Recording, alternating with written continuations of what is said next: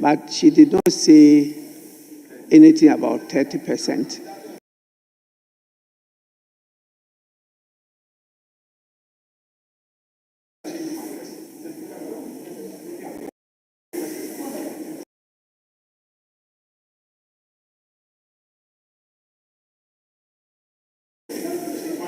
I just listened to you. I'm trying to correct the error you've made as the basis for your further supplementary question. Because you stated that she said that the appointments have met the 30% threshold. And I'm saying she didn't say so. She said 23%, not 30%.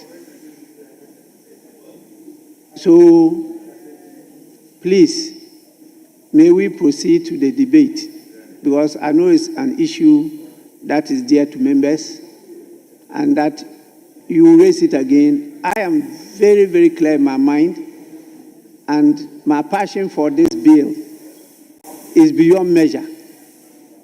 And so I will support any person who wants to see the total implementation of the provisions of the bill. I will do that. So let's proceed to the debate. Yes, Deputy Minority Whip. Mr. Speaker, I still have 3 more supplementary questions. I still have 3 more supplementary. Well, please, can you read the standing orders? Mr. Speaker, I'm guided by Standing Order 89.3. And Yes. with your permission, I read the 3. Yes. Any other member may be allowed to ask not more than 2 supplementary questions, except that the majority and minority leader or co-leaders may each ask not more than 5 supplementary questions. So where do you come? Are Mr. you Speaker, a leader or co-leader? Mr. Speaker, it is Mr. Speaker, the interpretation, Mr. Speaker, the interpretation, Mr. Speaker, the interpretation on the standing orders, but with my understanding, the minority leader and the majority leader is mentioned. And then when you move further to say, or the co-leaders, you can guide me, Mr. Speaker, but my understanding is that... Honourable Member, what is the interpretation of co-leader in the standing orders? Is there? The interpretation of co-leader is there in the standing orders. What does it say?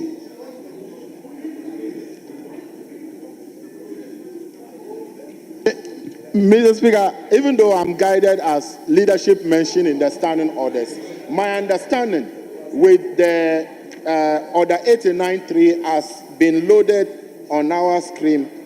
If you mention the majority leader and the minority leader, my understanding is that the co-leaders are the other leaders. But if it is not the case, if it is not the case, Mr. Speaker, if it is not the case, I am guided. If it is not the case, I am guided. But I know that Mr. Speaker can always create room to accommodate us and allow us to ask questions.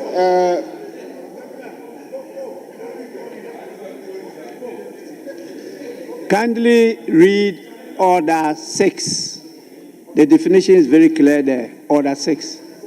Please, may we move on to another item. Honourable Minister, we thank you for attending to our call. We are extremely grateful, and you are discharged.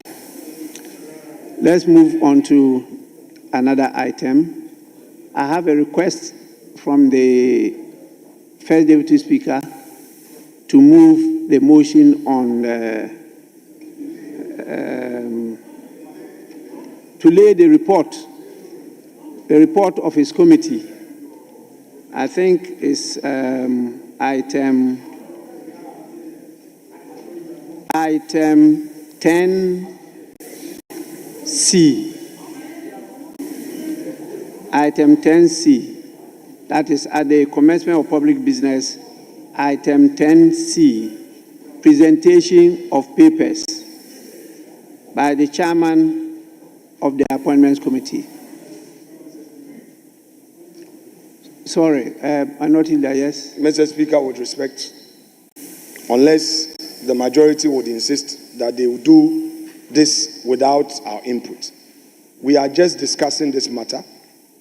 They've just made the draft report, the report available to my deputy whip. I'm in communication with the deputy majority leader,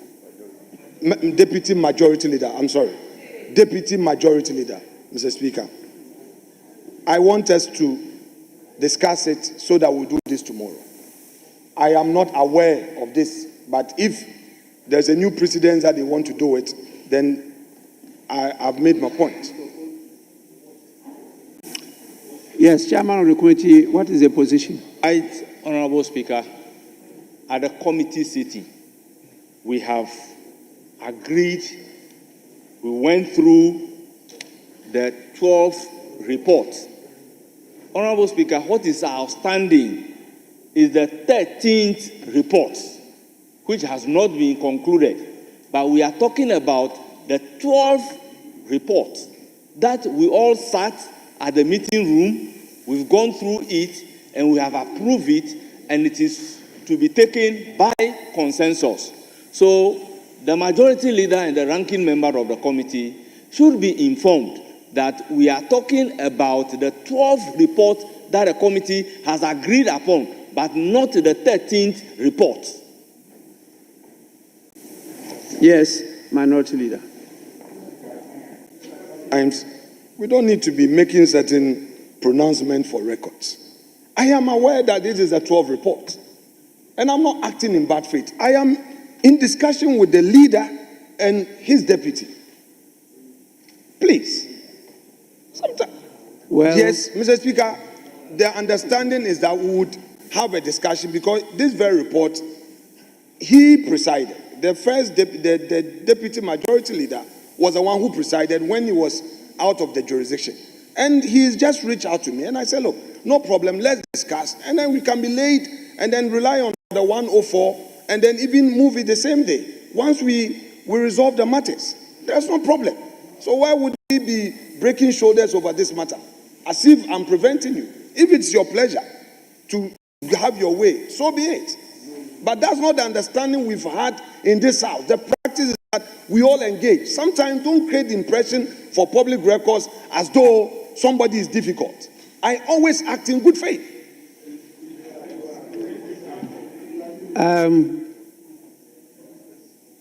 I don't see much problem in this. Chairman, just a minute. I think what the chairman conveyed to the House is that you've already agreed on the report. Now, if after the agreement, the two of you have identified something that you need to consult, that should have been made known, and then you go. Yeah, but the chairman is not aware. Well, but he is the one presenting the report. That's his report. Even though it comes from the committee, as at now, that is a report that he has to present. So he is not aware. And that's why he's emphasizing that you agreed. Now, you have identified something that there's a need for further discussion.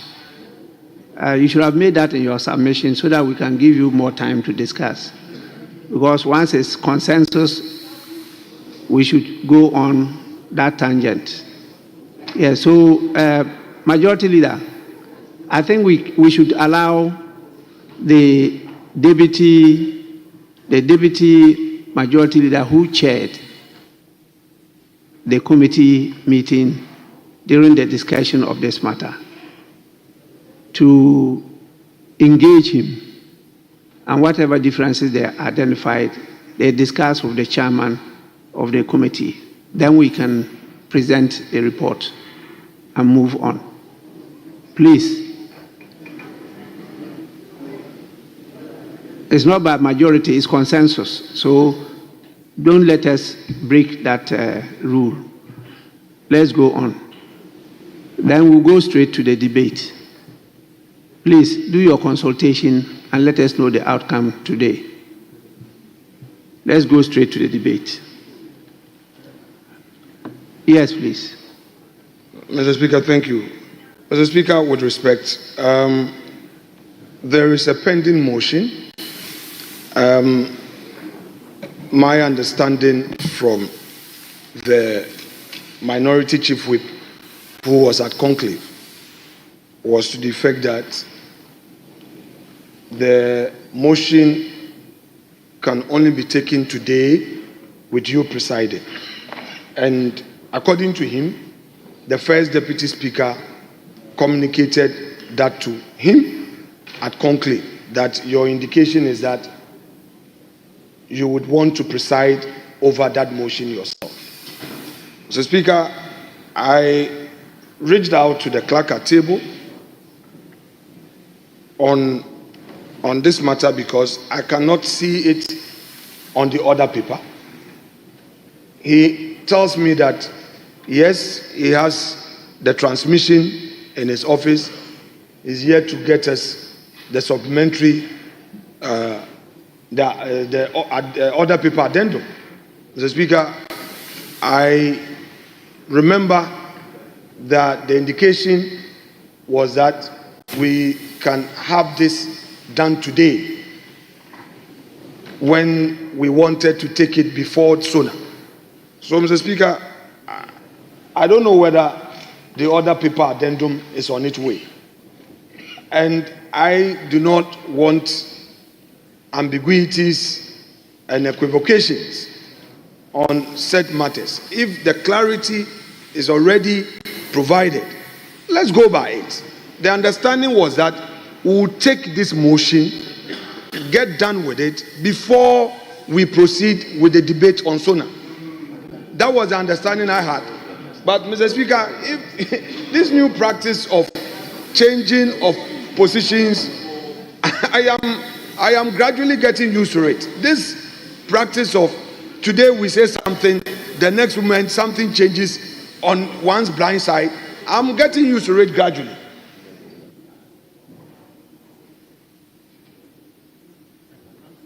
Majority Leader.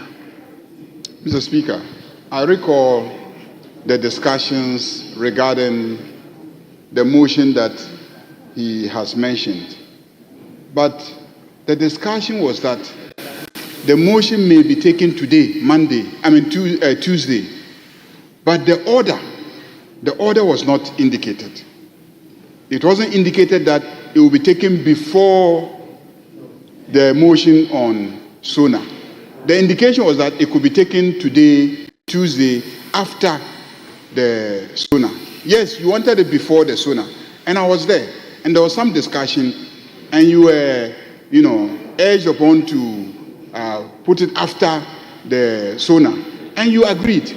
Yeah, you agreed. Nobody is saying that there was no such understanding. And today was proposed. But it wasn't said definitely that it will come before the motion on the SONA. That was the point. There was no clear commitment that it will be before the motion. So we can move the motion on SONA, and then if by the time we finish, the addendum is here, we can also move that motion. In any case, you can even... I presided over the discussion. I ruled that the motion will be taken today. It's half our motion that was proposed. That was what was proposed. And based on my advice, we decided that it should be a substantive motion, not half hour. Because half hour will be too short for such a motion to be properly deliberated upon. So we agreed to make it a substantive motion. The proposers of the motion led by the minority leader insisted that it should be taken before the motion for the SONA. But at the end of the day, my ruling was that it should be taken today. The order I did not state. I did not state because the order paper gives the order of business for the day. unless a member gets up to call on the Speaker to vary the order of business. So I did state clearly that please ensure that it be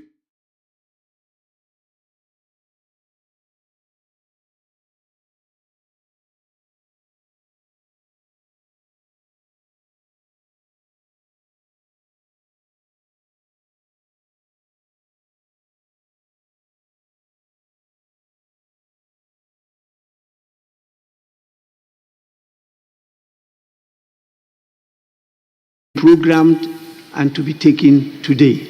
That one, I'm very clear about that. The majority leader was not happy about it being taken today. That one's very clear at the meeting, but I insisted that it should be taken today. That is what happened. This was in my office. Minority leader. Mr. Speaker, if you may recall, the conclusion of the discussion led to hear the majority leader even insisting that once we are done with the motion, no reference should be made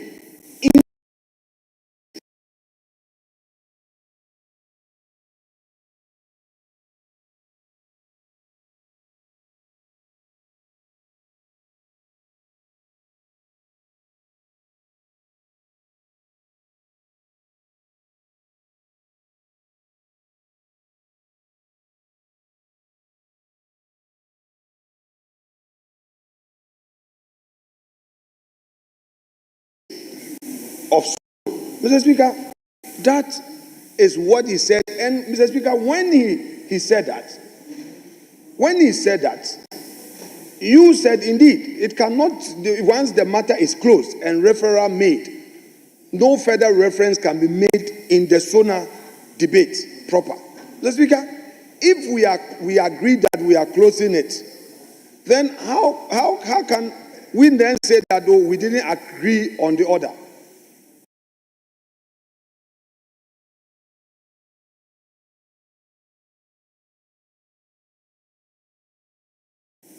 Mr. Speaker, it's already 3 p.m. You don't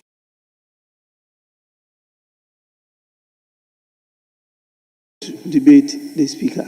Oh, Mr. Speaker, I'm not doing that. You called me. That is what you are doing now. And what you just referred to was the time we're discussing the half-hour motion. That was when these matters came up. But when we finally agreed that half-hour was not sufficient, it should be a substantive motion, that part did not come in again. I'm very clear in my mind about these things because I swore an oath and I'm bound by it. So when I'm discussing things with you people, I just don't take them for granted. I want to follow strictly according to what we agreed upon. And that is what I'm doing. I advise you that 30 minutes duration was too short for the subject matter that you have proposed. It will be enough space for members to air their views. And finally, you were convinced and agreed we should do it substantive motion. And I directed that, yes, it be programmed for today. So these are not things that... Have you read the text on filibuster? Have you read? No, he knows about filibuster. Mr. Speaker, with respect. Mr. Speaker, with respect. When you ask me a question and I'm answering, then you come in with, are you debating the Speaker? Mr. Speaker, there was a discussion. The majority leader had an opportunity to say his side of the story. And I'm also making my point. Then you come in, then the next moment is filibustering. Minority leader, when you respond this way, it's not fair. It's when I stated I ruled. And so when I state my ruling, and you get up and you are raising the same issue again, you are debating me. The ruling is clear, and I stated the ruling, and that ends it. You can disagree with it, and you know what the standing order says you can do. You come by a substantive motion. Please. You are not part of Gen Z.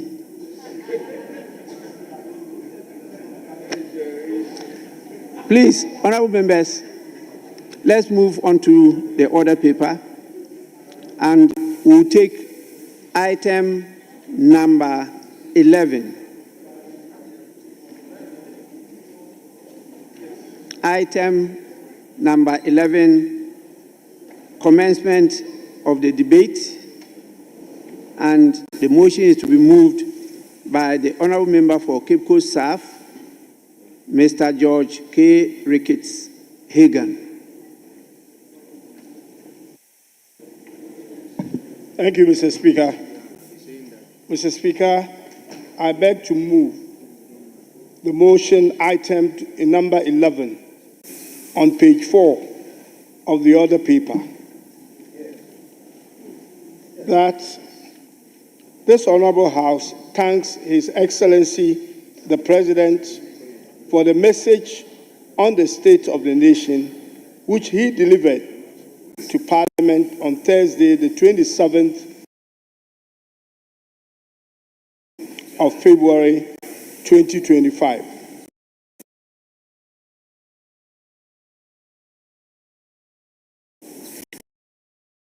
Speaker, in doing so,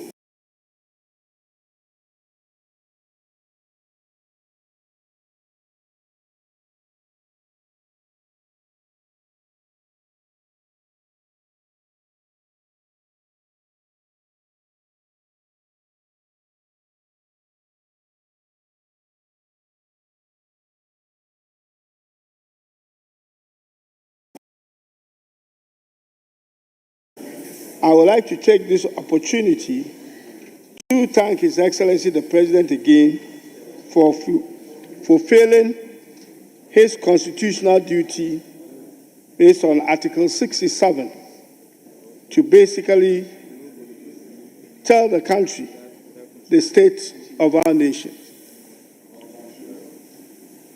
Mr. Speaker, I would like to make a few comments, but to start with a comment, I would like to quote from what His Excellency the President said on page 4, the last paragraph of his message. Mr. Speaker, and with your indulgence, I read, I am sad to report that the state of our nation is not good. Our country is in crisis, and our people are suffering unprecedented hardships. Mr. Speaker, this is emphatic. Honorable member, the last sentence. What did you say? Our people are suffering unprecedented hardships. The sentence. I'm not talking about half of the sentence.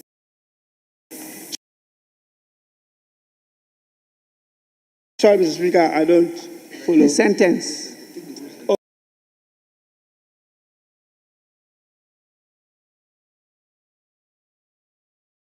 The whole Where sentence. you started is not the full sentence. Okay.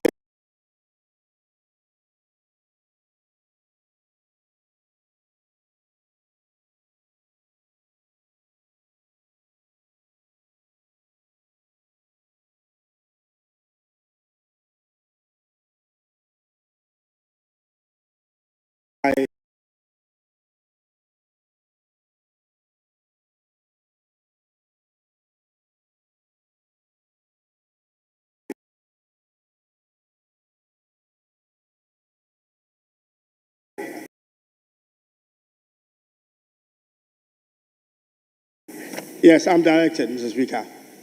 Mr. Speaker, and I quote, says,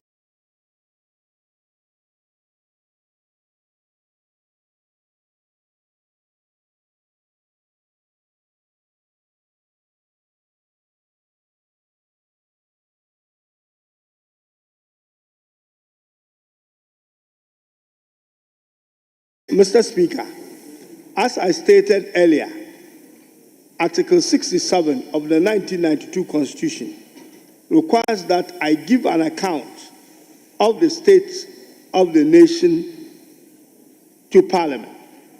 I am sad to report that the state of our nation is not good. Our economy is in crisis, and our people are suffering unprecedented hardships. Unquote. Yes, your first reading was not our economy.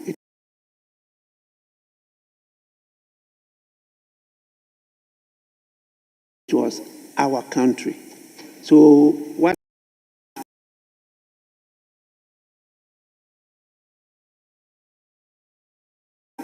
is different? That's why I asked you to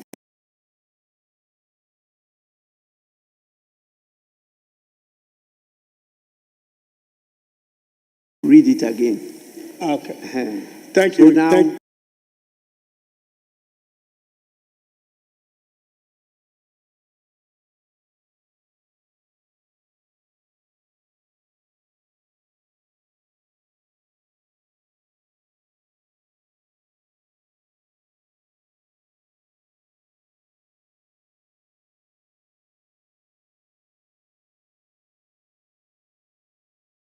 it is our economy, not our country.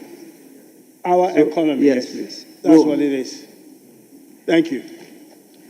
Mr. Speaker, I would like to make a few comments on this profound statement that His Excellency the President made and how we got to where we are. Mr. Speaker, His Excellency the President has only been in office for, I believe, 2 months. We all knew that the economy was not in good shape. We knew we had challenges. But upon resuming office, he had seen more, that the position is actually worse than we thought. Mr. Speaker, it is clear that a lot of the flagship policies or programs of the previous government had actually failed, except one. Mr. Speaker, and I will start with a free senior high school. Mr. Speaker, in Article 25 of the Constitution, it is clear that if it is possible for the country to actually afford a free education, then the country must do so progressively. When the previous government was in power, they decided that they were actually going to go ahead and do the free education without actually making any proper provision in terms of a budget to cover this. Mr. Speaker, as a result of that, we have been successful at implementing the free education, but we have not been adequately successful in funding it. Mr. Speaker, when you come to another flagship program, which is the 1D1F, Mr. Speaker, it is clear, looking back in the last 8 years, when this policy was implemented, we have not actually have a lot of benefit out of it. And it is part of the hardship that we face today. Mr. Speaker, we were told that about 196 or so companies were successful on this program.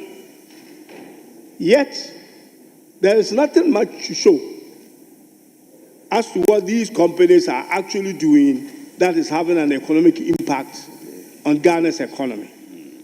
But what we do know is that rather than contributing to the economy is actually, or the country is actually paying to them taxes, basically what they call the tax exemption, which means that this is money that the country will actually not get. Mr. Speaker, at some stage, we were discussing about 300 million US dollars. Later on, it was revised down to $100 million. But it was clear to us that it was money that was needed to fund the elections. And unfortunately, or fortunately for us, that did not happen. Mr. Speaker, so basically, this 1D1F, which is supposed to provide us jobs, are actually not providing these jobs. And it's as a result of that that we are having the hardship that His Excellency John Mahama was talking about. Now I take another program, which is 1D, 1W. Honourable Member, the First Deputy Speaker to take the chair. Could you?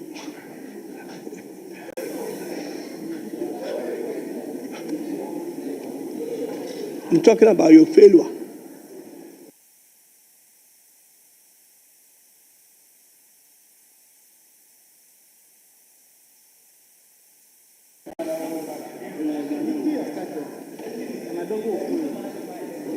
Honourable Member, continue. Yeah. Mr. Speaker, the other flagship program that has contributed to the difficulties that we have in this country is to do with the planting for food and jobs. Mr. Speaker, this program did not provide enough food, that did not make this country food security, and did not create the jobs that should be associated with this. Mr. Speaker, the more planting for food and jobs that we did, the less food we produce and the less jobs we created. It makes you wonder what the previous government was planting, that we did not get the food and did not get the jobs. Mr. Speaker, in terms of unemployment, as His Excellency said, the current hardships that we are facing as a result of a number of our people not having jobs to do, unemployment basically has moved from 8% to around 14%. So it clearly tells you that all these flagship programs that were supposed to create jobs did not actually create them. So the policies were actually a failure, to say the least. Mr. Speaker, another thing that has created the kind of hardships and the crisis this country and the economy is in is to do with a high level of inflation. Mr. Speaker, the inflation that we have in this country today, the bulk of it has been a food inflation.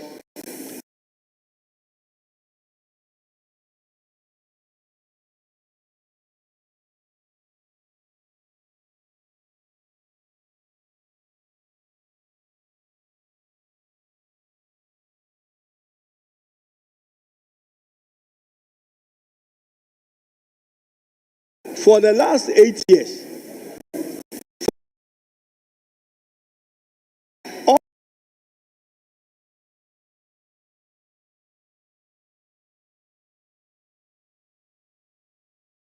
all the inflation that we have experienced in the last 8 years, the bulk of it is actually food inflation. Mr. Speaker, we have failed in managing our currency. And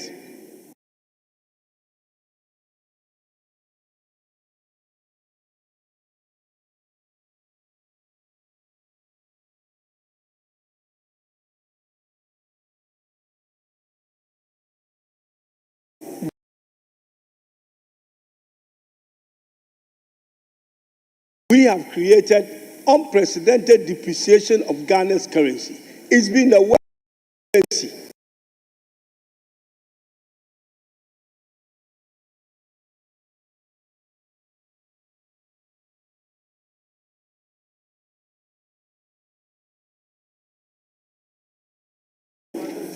for many years. It is still the worst currency. It is interesting. When a government or a party that left power about 2 months ago wants the current government that has been in power for 2 months to fix the mess they created for the last 8 years, I will ask them to exercise patience. Their mess will be cleaned up, but it will take a while. So they should not be in rush to ask the current government to clean up the mess. Mr. Speaker, it is actually surprising that with all the problems they created and the amount of debt that we have on our books that resulted in us going to the IMF, even the debt restructuring that we were supposed to do was a mess. We couldn't restructure the domestic debt exchange properly. We couldn't do the external one properly. In fact, we used 137 billion, or we were to use 137 billion to do this domestic debt. And the threshold was to achieve 80%. We could have done so without involving the pension fund. The pension funds was only about 26%. And you still would have gotten your 80% threshold just by taking 80% of 137 billion. But they were flip-flopping. Hardship is what Mahama said. And the cause of that hardship is what I'm telling you. Hardship. What has brought us where we are. The suffering that we are in today was as a result of the incompetent management of the economy for the last 8 years. The poor management of the economy is what has brought us here. The reckless expenditure, the frivolous ones, is what has brought us here today. And that is what His Excellency President Mahama was talking about. Mr. Speaker, they went ahead to do the external debt exchange. They made a mess there, Mr. Speaker, and for a very long time, they could not complete that deal. Part of it was deliberate by the government because they knew what will happen. That if they complete that exchange program, external debt exchange program, the cedi would have further depreciated because they will have to start paying the monies that they haven't paid since 2022. This country was not paying a debt. From 2022, we never paid a single debt of our external debt until the 3rd of January, when His Excellency President Nana Akufo-Addo came to read his last SONA, when he told us 346 million was going to be paid. Until then, they have paid nothing, and our debt was just ballooning. Why wouldn't Ghanaians feel hardship? Why wouldn't people feel in their pocket that things are not working for them? Mr. Speaker, the hardship the president is talking about is the IMF program that was negotiated by the previous government. Mr. Speaker, they have already finished the money. 2/3 of the money had already been taken. 2 billion out of the 3 billion had been spent, and nobody knows what that money has even been used for. The last payment you got, you always talk about smart borrowing. I don't know whether there's also a smart payment. Because you said you had borrowed smartly. IMF gave you over $300 million. Your last money that you took from the IMF, what did you do with it? You took it to go and pay debt. So that is smart payment, according to you. And that money did not benefit the economy the way it should. That is why we have the kind of hardship that we have in this country today. Again, because of your poor management of the economy. You always talk about having managed the economy better than this, and better than that. But yet, simple things that you could have done, you couldn't do them. Today, you talk about having negotiated debt so well. I didn't know negotiating debt was actually an achievement. The mess you have created, you have negotiated it so well that Ghana is not going to pay anything until 2026. Now, the question I ask you is that 2026, are you the ones going to pay that debt? Or you negotiated it for us for 2026? You were taking Euro bonds that should mature in 2060. The managers of the economy knew they wouldn't be around to be part of that payment. And these are all debts saddled with us that we will have to pay going forward. And this country is not going to get out of the situation we are in for a very long time.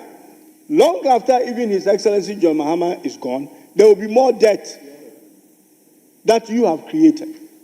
You took our debt from 120 billion to nearly 800 billion. How did you do that?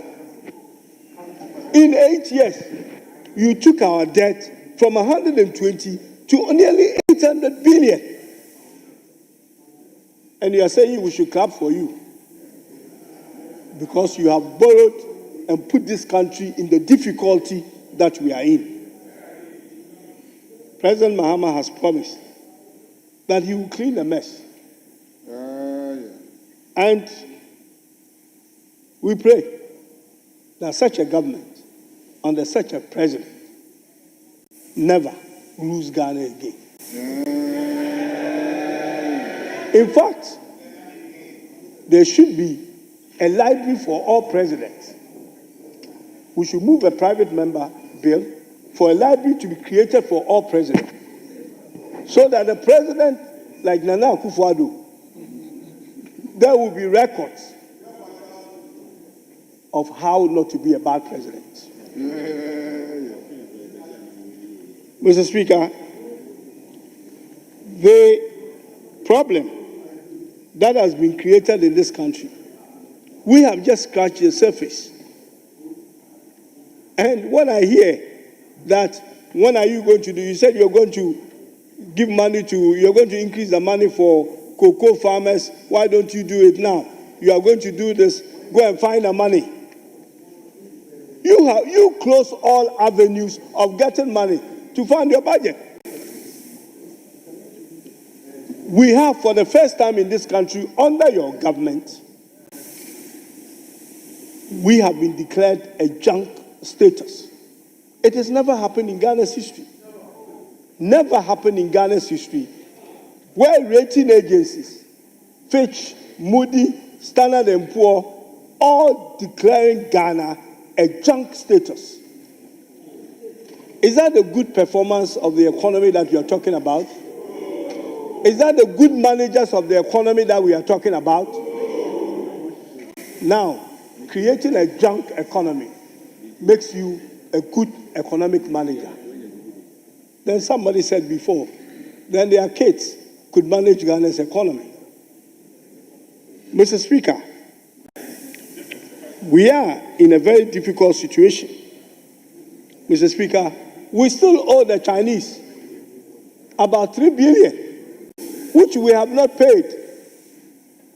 Mr. Speaker, we owe the Paris Club 3.8 billion, which we have not paid.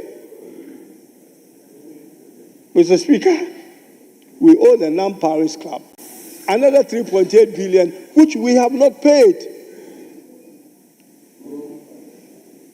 Mr. Speaker, even the IMF and the World Bank we had borrowed money from, we owe them 8.8 billion, which we have not paid.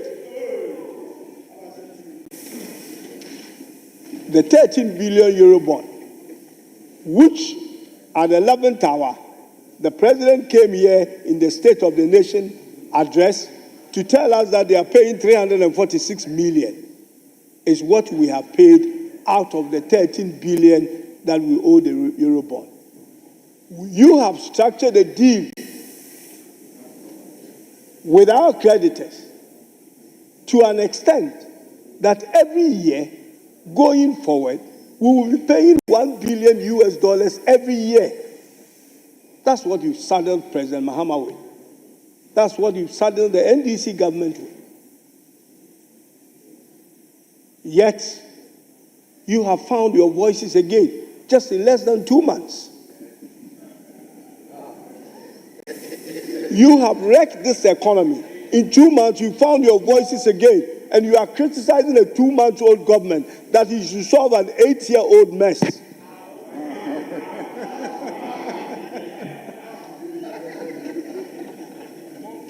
This is unbelievable. You have been a reckless government. You have run this country down totally. And you found your voices all of a sudden. It's not even 6 months. You are talking again. You are talking about taxes again. Yet you've only been away for 2 months. Mr. Speaker. Honourable member, conclude. This is a serious situation that we are in. And at the moment, we cannot actually go to the capital market. And we shouldn't.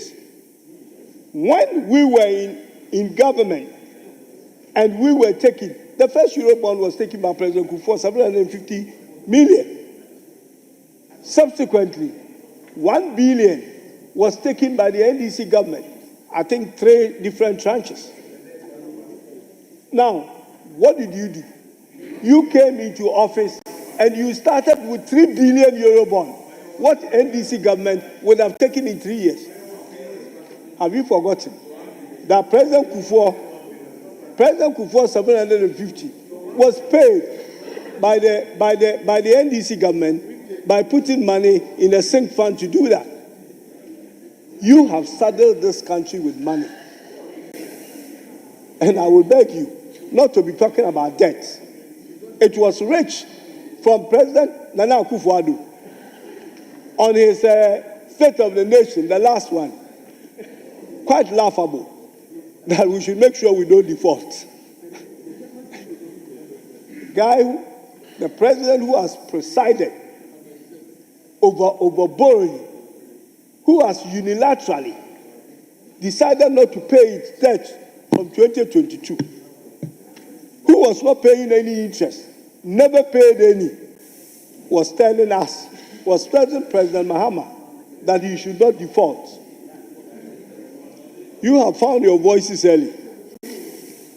And you have to take your time because you will be in opposition. Ghanaians have not forgotten. You will be in opposition for a very long time. Because what you have done, Ghanaians will not forget you so soon. It doesn't matter how much noise you make.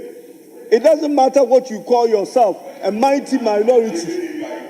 Honourable Deputy Majority Leader, you have 1 more minute. Mr. Speaker, with these few words, I thank you very much. Thank you. Mr. Speaker, I move that this August House adopt. Thanks the President for the State of the Nation address. Mr. Speaker, I thank you very much. Honourable members, the motion to thank His Excellency, the President, on the State of the Nation has been moved. Any seconder?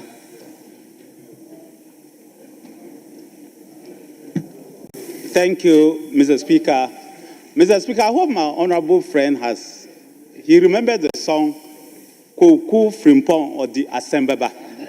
I hope you remember that song very well. We had a very beautiful morning, and Koku Frimpong has decided to bring trouble into this house. So you listen. Koku Cricket. Ricket there. Mr. Speaker, I rise to second the motion ably moved by my friend from Cape Coast South constituency. I said Koku Ricket.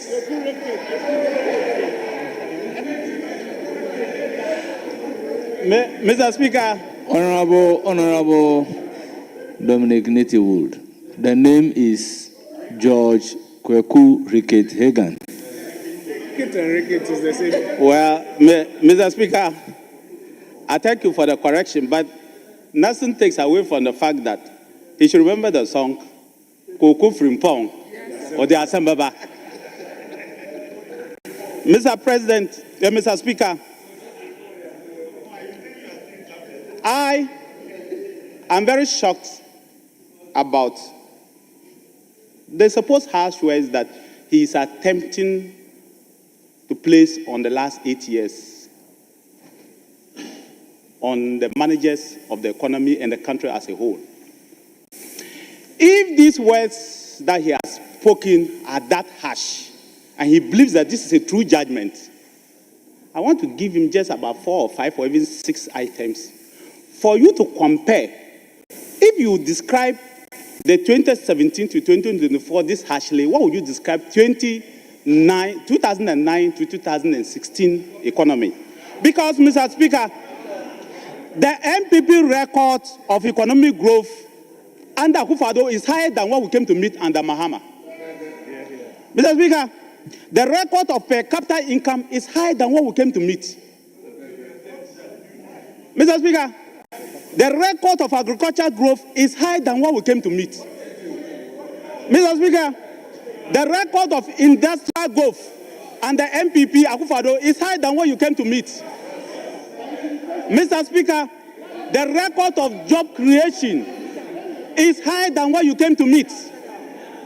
It's higher, ours is higher than what we met. Mr. Speaker, the record of fiscal deficit is higher than yours. The record on primary balance, and my sister will expatiate, is higher than yours. The record on trade balance is higher than yours. In fact, the record on current account balance is higher than yours. Mr. Speaker, the record of gross international reserves are higher than yours. Mr. Speaker, the MPC record of cumulative exchange rate depreciation is higher than yours. So, Mr. Speaker, when he describes this economy on the terms he has described, what would you describe the John Mahama economy? It's worse than Chaskele.